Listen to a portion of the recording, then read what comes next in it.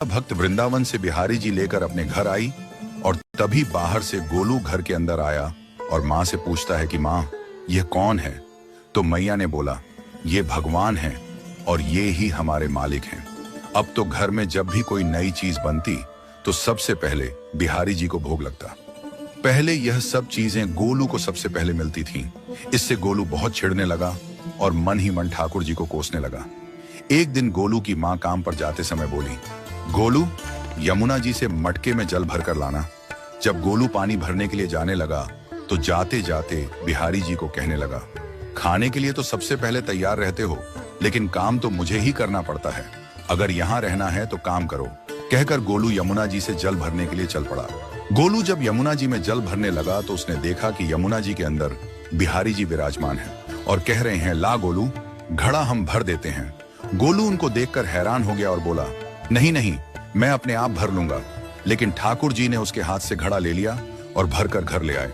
गोलू घर आकर डर रहा था कि अगर माँ को पता लगा कि मैंने ठाकुर जी से काम करवाया है तो आज मेरी पक्की पिटाई होगी।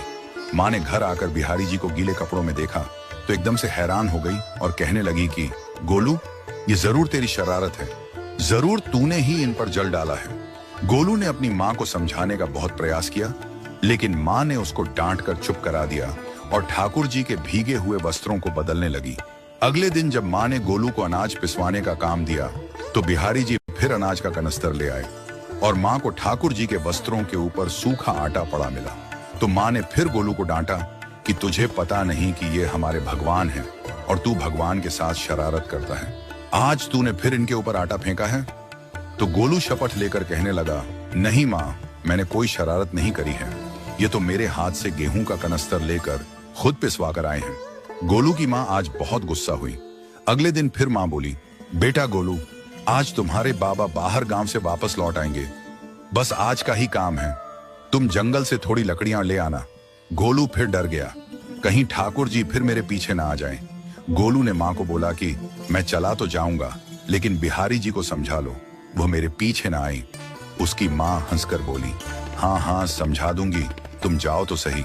गोलू जल्दी जल्दी लकड़ियां लेने जंगल में चला गया और माँ काम पर चली गई। लेकिन उस दिन माँ काम से जल्दी वापस आ गई और देखा बिहारी जी अपनी चौकी पर विराजमान नहीं है। वह तो एकदम से घबरा गई कि कहीं गोलू की शरारत तो नहीं। वह भागी भागी जंगल की तरफ गई। तभी उसने देखा कि गोलू के साथ एक इंसान लकड़ियों को लेकर घर आ रहा है। गोलू की माँ यह देखकर हैरान हो गई कि यह तो बिहारी जी हैं। ये क्या हमारे भगवान हमारा काम कर रहे हैं? इसका अर्थ गोलू ठीक कह रहा था। वह जल्दी जल्दी भागकर ठाकुर जी के पास गई और लकड़ियां उनके हाथ से लेते हुए उनके चरणों में गिरकर रोती हुई बोली, हे बिहारी जी, ये आप क्या कर रहे हो? मुंह गरीब का काम क्यों कर रहे हो?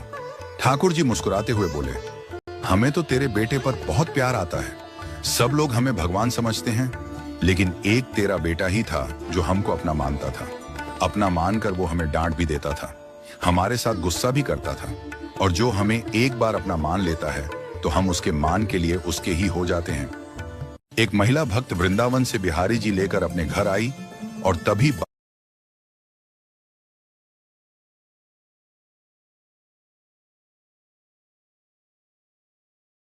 श्री कृष्ण जी को मोर पंख क्यों इतना पसंद है? मान्यताओं के अनुसार एक बार कृष्ण की बांसुरी पर राधा नृत्य कर रही थी, तभी उनके साथ महल में मोर भी नाचने लगे। इस दौरान एक मोर का पंख नीचे गिर गया। तब श्री कृष्ण ने इसे अपने माथे पर सजा लिया। मोर पंख को उन्होंने राधा के प्रेम के